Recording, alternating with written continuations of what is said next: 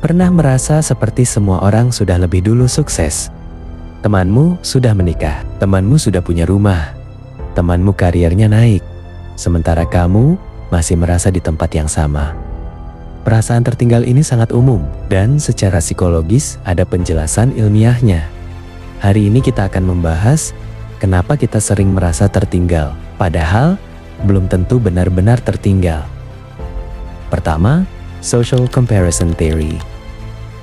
Dalam psikologi, ada teori yang disebut Social Comparison Theory yang dikemukakan oleh Leon Festinger.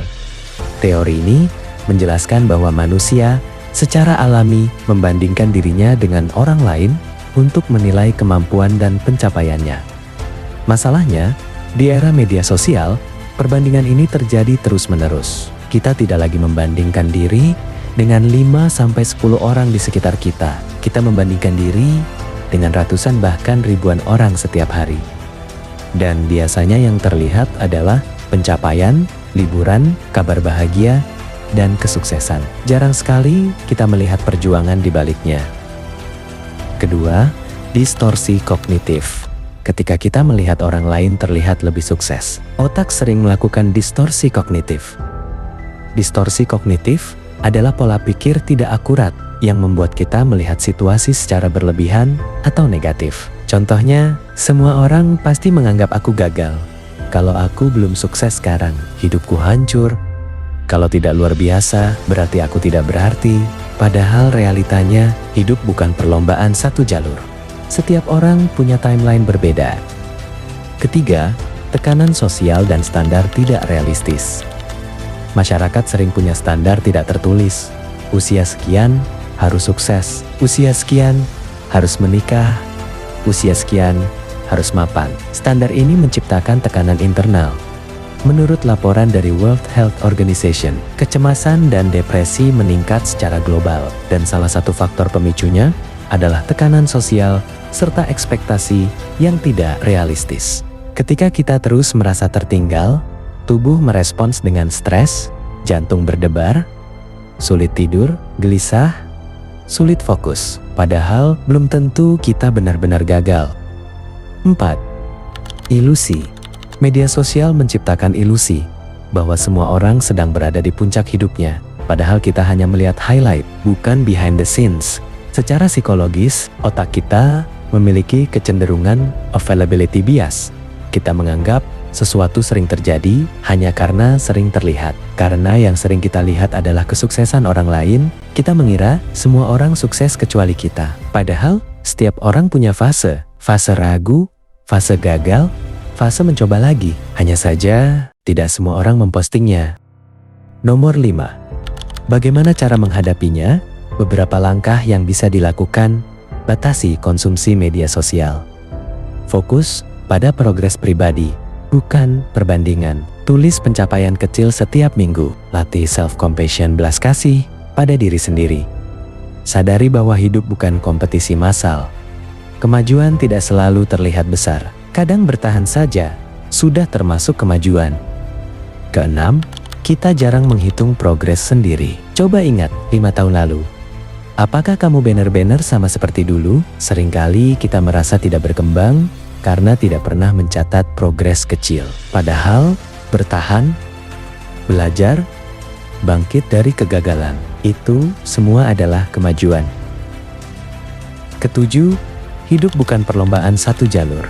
Tidak ada timeline universal. Ada yang sukses di usia ke-20, ada yang menemukan jalannya di usia ke-40. Kecepatan bukan ukuran nilai diri. Yang penting, bukan siapa paling cepat, tapi siapa yang terus melangkah. 8. Kamu terjebak pada standar yang bukan milikmu. Kadang kita merasa tertinggal, bukan karena kita ingin berada di posisi orang lain, tetapi karena kita merasa seharusnya berada di sana. Kata seharusnya, ini berbahaya. Aku seharusnya sudah sukses.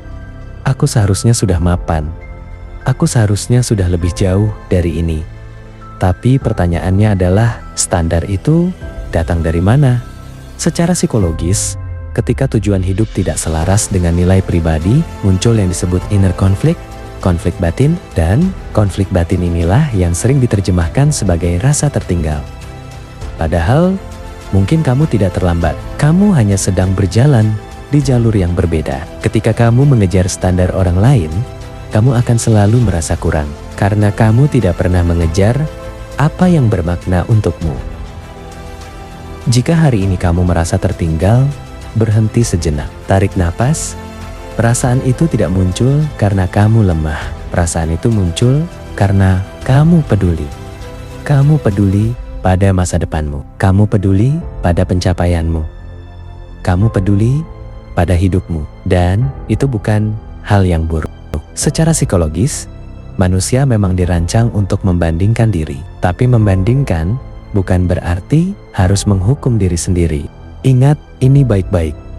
Yang kamu lihat dari orang lain hanyalah hasil akhir. Yang kamu rasakan dari dirimu adalah seluruh prosesnya. Kamu tahu kegagalanmu, kamu tahu ketakutanmu, kamu tahu overthinkingmu. Tapi kamu jarang menghitung keberanianmu, jarang menghitung ketahananmu, jarang menghitung seberapa sering kamu bangkit diam-diam. Merasa tertinggal bukan berarti kamu kalah, itu hanya tanda bahwa kamu sedang melihat ke depan. Dan selama kamu masih melangkah, sekecil apapun langkah itu, kamu tidak tertinggal. Kamu sedang dalam proses.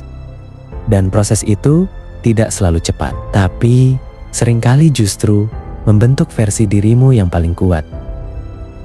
Jadi jika hari ini kamu merasa lambat, ingat satu hal. Lambat bukan berarti berhenti. Dan berhenti pun bukan berarti gagal. Selama kamu memilih untuk bangkit lagi, teruslah berjalan dengan ritmemu sendiri. Kalau kamu merasa video ini relate dengan hidupmu, jangan simpan sendiri. Tekan like supaya lebih banyak orang sadar bahwa merasa tertinggal itu manusiawi. Tulis di kolom komentar, aku sedang berproses. Biar kita tahu kamu tidak sendirian. Subscribe kalau kamu ingin konten reflektif dan psikologi seperti ini terus hadir di timelinemu. Dan yang paling penting, share video ini ke teman yang mungkin sedang diam-diam merasa tertinggal. Kadang satu video bisa jadi pengingat bahwa mereka tidak sendirian. Karena kita semua sedang berjalan, hanya dengan kecepatan yang berbeda.